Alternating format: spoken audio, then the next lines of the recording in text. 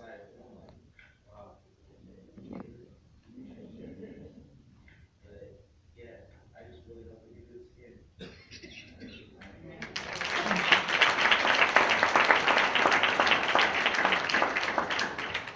mission of it is to apologize, strategize, and to reorganize. And the main thing that the elders expressed to the young men is that they hopefully apologize for walking away from them, and everything is not their fault, especially dealing with the third-party homicide. And so what we're going to be doing is we have 6 more sites that we're going to be doing this at, both parts, Sacramento, and to continue to bring our young brothers together to help educate them, to make them aware, to help them understand that they too have a role in this, and that's what the community project is all about. Thank you.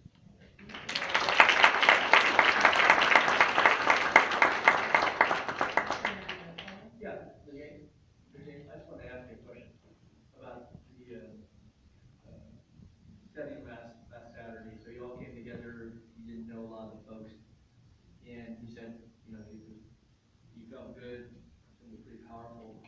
I'm just curious, when you apologized, how others opened up to you, and whether it was you or others that apologized to you, that were adults and so forth.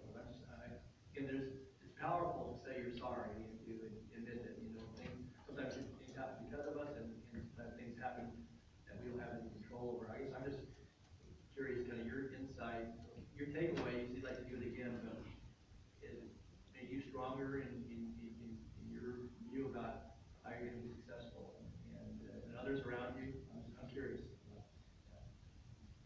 Well, you see, it was very helpful, and it made me realize that I could be more than what I thought I could be at first. Because at first, I didn't really know what I wanted to be, because I didn't really know if I could be anything. But after that, I realized that I can be anything that I really wanted to be.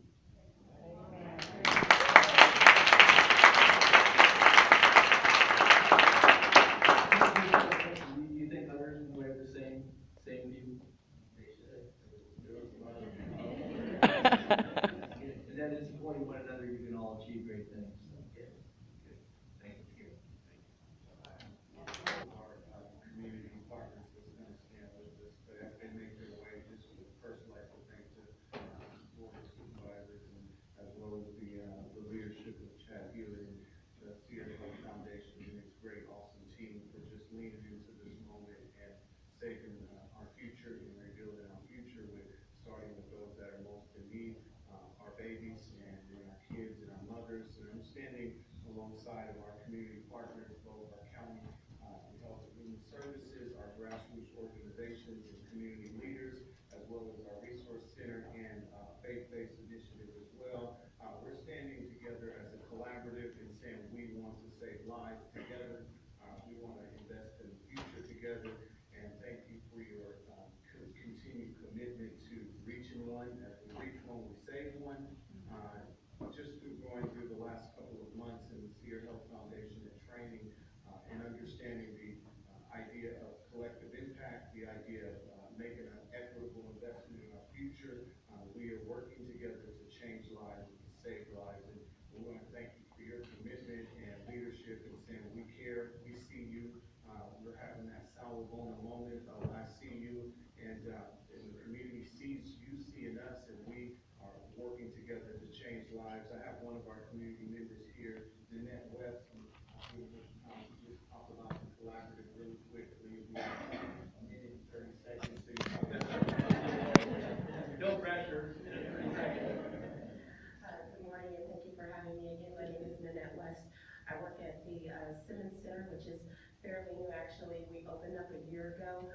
It's in collaboration with the South Sacramento Christian Center. I'm the resource coordinator, and I am so excited to be in front of you today and to be working with this group of people behind me, not just the people right behind me, but even the people beyond, because I see faces that I work with on a regular basis, and I can't express to you how important it is that we are collaborating together to make these efforts for our children a better place to live in. I live and breathe in South Sacramento. I work there, I go to church there, I shop there, I live there. So I am really invested in in making our future better for our children, and not just in South Sacramento, but for the Sacramento County as a whole. It's just been an awesome experience, and I'm so glad that we're all here together and working together to make this happen. So thank you, Sacramento County, for believing in us, because we're believing in you to help us move further. So thank you very much.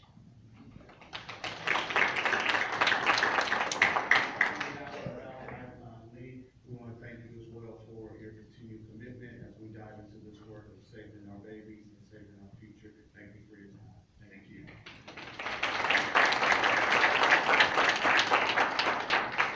Speaker is Paris Dye.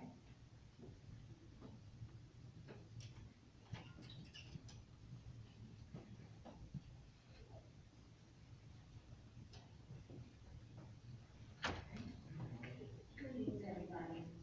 I'm not glad I'm running down the stairs. I too would like to thank you. A lot of this work was built on trust. I appreciate that we have the opportunity. I have the privilege of being on the steering committee, of serving on the steering committee, as well as leading the Foothill Farms North Highlands Community Liberty Towers Incubator Lead. What I've learned, like as Chet mentioned, it's a learning experience too. It's a learning opportunity. So one of the things is a story that I'd like to share with you in this work, and it has a lot to do with trust. I had a mom call me from Facebook Messenger because she heard about our work in the steering committee. Her son was murdered in front of her house, which led to a whole new set of circumstances, including eviction, which was something new that we hear about, but when it happens. So the sheriff showed up at her house to evict her, and she had a hard time leaving because her son died there. So when they showed up at the door, she melted down because she felt like she was leaving her son behind, which escalated the situation. Her husband moved into protection mode to protect his wife. She calls me and says the sheriffs are here, and she's frantically crying and she doesn't know what to do. And I said, hold on. So I called another member of the sheriff's department that's on her steering committee. He picked up right away. And I said, there's a situation going on. There's a mom who lost her son, and the sheriffs are there to evict her. I don't know what to do. And he says, where are they? And I said, they're somewhere in the south. And he says, all right, I got it. And he said, we hang up. He says, I'll call you right back. I was on my way to Sierra Health for a meeting, walked through the door, and Gladys was there. And through the transition, to make it quick, the sheriff was able to contact the sheriff who was at the house, was able to diffuse the situation there and work that out to be peaceful. Gladys said, give me the name, give me this person. Gladys sent some emails out from her department. She was able to secure housing for her to get her into a hotel. And it was a collaborative effort of everybody working together that built trust, changed the situation that could have gone really bad, really fast. It changed it. We don't know what the outcome would have been, but we know that the outcome was really nicely done. Now, it's not something that we practice normally every day at the steering committee level, but it is at the beginning of building trust. So thank you for the time that you've allowed us to build trust during this work with the community and also with other county agencies too, such as probation, the sheriffs, Gladys, CPS, DHA, all of the departments we've built a personal trust with, and we're able to put our names on the line with those departments to build a better community. So thank you for that opportunity.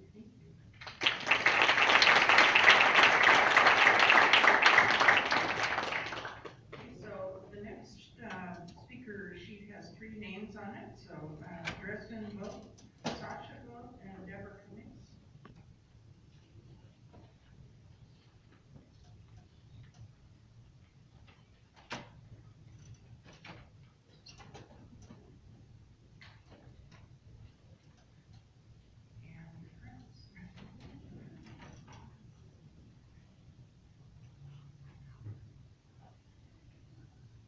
Good County Board and Madam Chair. My name is Dresden Vogt. I am a lifelong resident of Del Paso Heights. I recently graduated in the class of 2016 at Grand Union High School. And when I say I'm a lifelong resident of Del Paso Heights, I'm there every day. I'm involved in the community, and for 4 years, the heart of Del Paso Heights was my heart. Last year especially was a really hard year for us. We had a lot of violent deaths that affected our community. And you see, today, you see all our community out here, and you see the work of RAAD, and I cannot say thank you enough. They are supporting and affecting change on a citywide level by working with the communities, and in my community especially, that presence is known. Working with the mothers and through working with faith-based partnerships, and through working with different organizations in the community, they are informing and teaching as a proactive work, but also they are the first boots to the ground when tragedy strikes the community. This is such a great effort. I cannot say thank you enough. The presence in my life and in the life of my community is something that even after this 2020 comes up, even after the report is made, that presence will be there, and these partnerships have been made, and that support is there as well.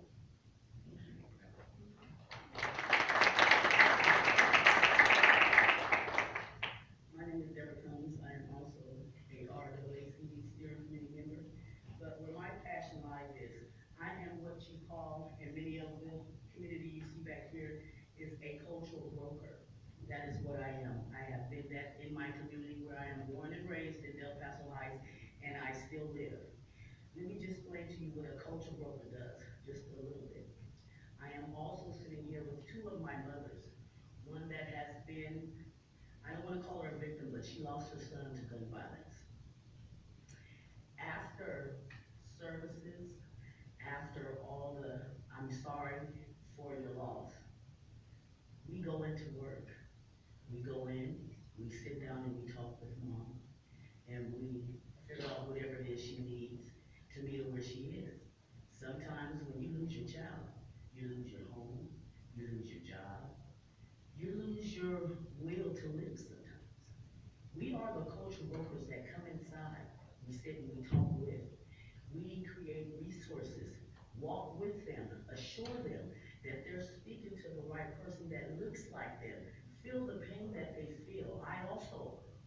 My mother lost a child to gun violence, so I'm right there with her. I've known her personally. She trusts me to guide her through and get her back on board. So I just want to say to my mothers out there, we're gonna get through this. We're gonna get through this. Also, this will not work without all resources. I go into my meeting at the steering committee over at Cedar Hill, and I sit there and I see all these resources sitting at the head, not small resources, big resources. It's my goal to bring those resources back into my community. It's your duty to help me do that. That's all I have to say. Thank you.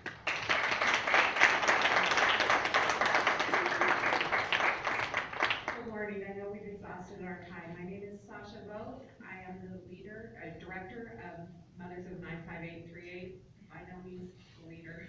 We all lead. We all switch out as needed. But we are one of the cultural brokers that Deborah talks about. I also sit on the community leadership roundtable. I have to invite all of you to come sometime. Mothers of 95838 has a loose framework that includes support, advocacy, and collaboration in assisting mothers and the community when tragedy strikes. If you come to our leadership roundtable, you will see that collaboration. We all have tables for each of the targeted 7 areas. Don't count on the people sitting at that table being part of that target area, because we are working the room. We are working the room. These efforts have provided us with a framework, a blueprint. We know what's in our hearts. We know what to do. Many of us have been clients of the system. We've lost children both to violence and the system. We've had children slip through our arms. as we were struggling to carry them through because of a lack of collaboration. The work that you do and the efforts of RAD have allowed that collaboration to be solidified and grassroots organization, our mothers, to be at the table and that relationship to be built. So thank you, and I too believe that beyond 2020, these efforts will be recognized. Thank you.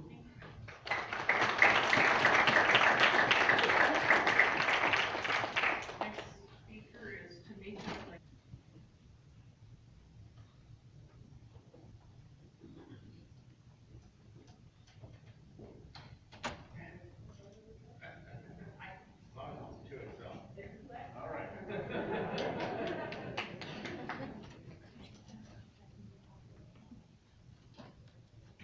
Thank you for giving us a chance, for paying attention, to recognizing that this is something that is deeply rooted in the history of African Americans in many communities around the United States, and we as Sacramento County are so great to be. My name is Tamika Cruz. I represent the Serna Park, which is under the and with my colleagues, we work together throughout the county to help touch those families that are hard to touch, hard to reach. I was born and raised in Sacramento. I go to Liberty Towers, and I recognize the streets I live in. I know Del Paso Heights.